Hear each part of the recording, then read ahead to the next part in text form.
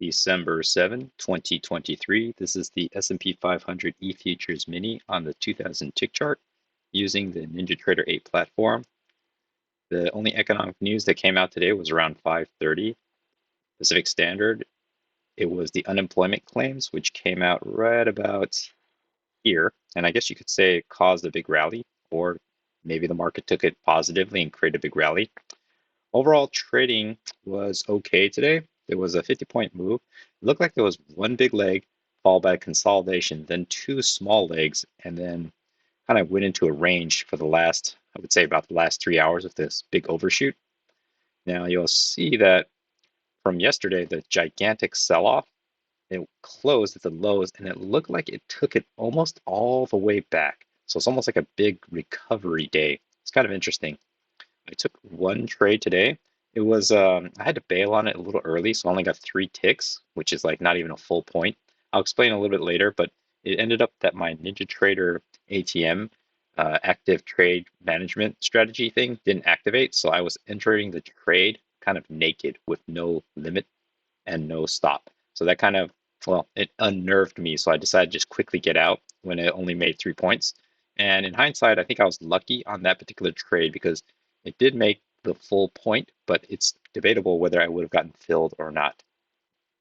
So I'm going to go into the trades right now. This is the pre-market. I don't trade the pre-market. It's too early for me.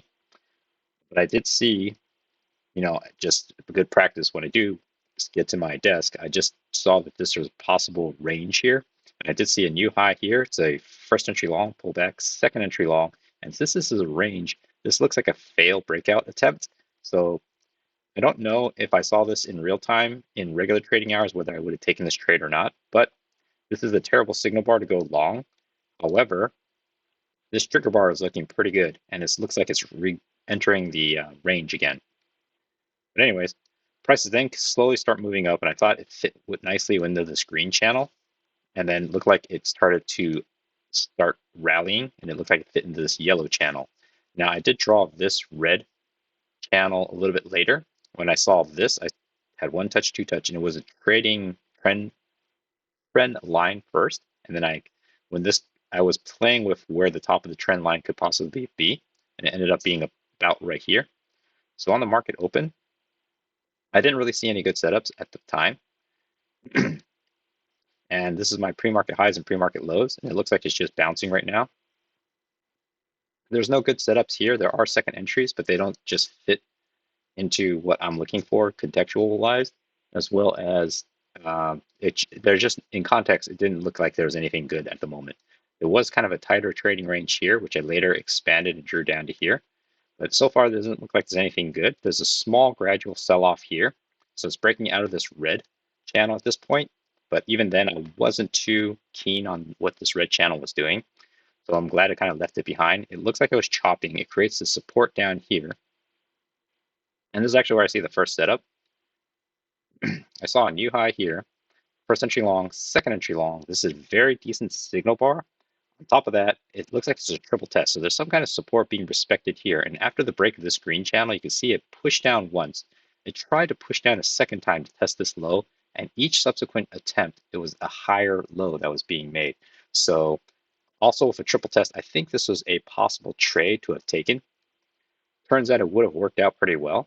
But if you were going for 1 point, it would have worked out. If you're going for more than 1 point, then you have to sit through this and probably get really nervous. I don't know if I would have put my stop necessarily 1 tick below here. I probably would have put it 1 tick below this one right here because this is a small risk. It's a small signal bar.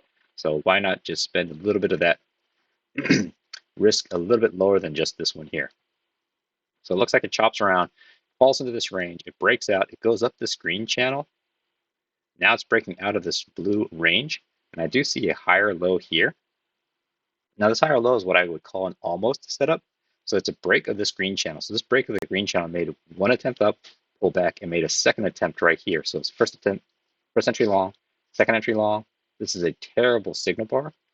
But this looks like it came back and created almost a higher low. Now I call this an almost setup because this is a second push up and the signal bar is not good. I needed the higher low to stop a little bit lower a little bit higher than all the way down here, because when it pushed all the way down, it tells me there was some strength in the sellers to push it all the way down here. If it stopped a little short, then I would have trusted the higher low a little bit more.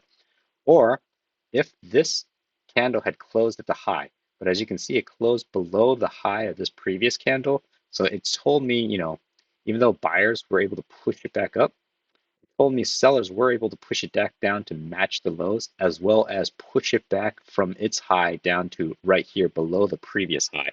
So it turns out to be what I call an almost setup. I was just unsure of it, so I decided to skip it. And prices continue moving up. It falls into what I think was this orange channel, breaks out, kind of chops sideways. It's being crushed between the top of this resistance and potentially this EMA. I don't see any good setups. It looks very, very congested right now because these are just small candles. Prices then continue moving. It finally breaks out of this trading range and it starts moving down on what I believe is this green channel. It breaks out of the green channel momentarily and then it comes back down and tests the lows. So here it's a definitive break out of this green channel and tested the lows. I think the downtrend in this case has played out.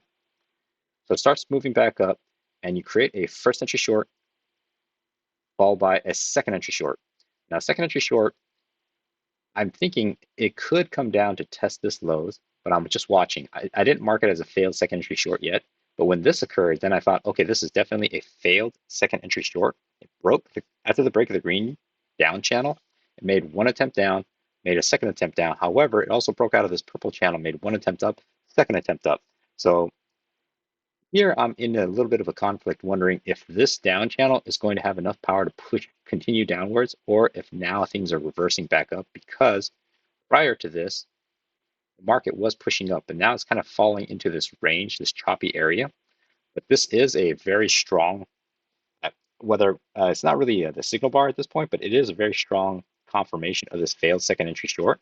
However, I just wanted to wait for a higher low to be sure prices were moving up, because I wanted this failed second entry short to actually have formed above the EMA, and it didn't. So this is kind of an iffy setup, so I decided the best leave it alone. Looks like if you did take the trade like one tick above here, you would have been fine. Or if you took it one tick above this. But taking it one tick above here below the EMA just felt, I don't know, dicey. So then prices move up on the orange channel. I'm just watching carefully. It breaks out of the orange channel. Then it kind of goes in a more shallow uptrend, which I thought was kind of captured in this green up channel. Prices then continued moving down. I saw this as a new high. It's a first entry long pullback. Creates a second entry long. The second entry long is a good signal bar, and it is a break of this green channel. But this green channel is very piecemeal. You have this orange channel, then this green channel. I'd rather have it be this nice continuous leg. But even if I drew it as one channel, it doesn't fit very clean. If I did here to say here, it doesn't look very clean, doesn't look correct. So even though it's a second entry long, I don't think there was any kind of setup here. So I didn't trust it. After it flashed up, I decided to draw this as a potential trend line, but I wasn't convinced that this was an actual channel yet. So, whether this is the top of the channel or not, it doesn't look clean, but I do know that there's some kind of potential trend line support here. Comes down, it bounces again, and this is actually where I take my one and only trade. So on new high, the first entry long. Now, as you're going to notice, it breaks down below and immediately reverses back up. So it creates a first entry long pullback on the same candle. It creates a second entry long that's hidden. Now, I wanted to take this trade like one tick above this one, which I did. I entered, but I didn't have my NinjaTrader at the money strategy, ATM strategy set up correctly. So it just entered as a naked entry. So I had no stop and I had no limit. It had to be manually managed. And that made me nervous. So when it went up it actually went up to 1 point and I thought, okay, I'm just going to quickly get out. I quickly marketed out and I lost a tick. So instead of 1 point, I only got 3 ticks. But I was okay with that because the entry itself was already kind of nerfed. I already kind of had it screwed up. So I was okay just quickly getting out as long as, it was close to break even. Well, it's pretty much a little bit more than break even. So it paid for the commissions. And I was okay with that as long as I didn't take a loss. So it looks like if I did go for that 1 point, it's debatable whether I would have gotten filled on this one had I waited long enough, or this one, or this one. So I was kind of glad that I was able to just kind of get out on that trade that kind of went sideways on me. And then even the price action itself started going sideways, and it kind of stays in this range for the next 3 hours, as you're going to see. So it's just chopping around. I don't see any good clean setups. And look, it's from like 45.91 to about 45, let's say 45.87. There's only a 4-point range, so it's pretty dicey. And to even look for a 1 point, 2 point scalp, it feels like you're asking quite a lot right now, unless you see a very, very clean, very, very obvious setup. Which, there are a lot of second entries, but there weren't, I guess, the obvious give me setups that I like.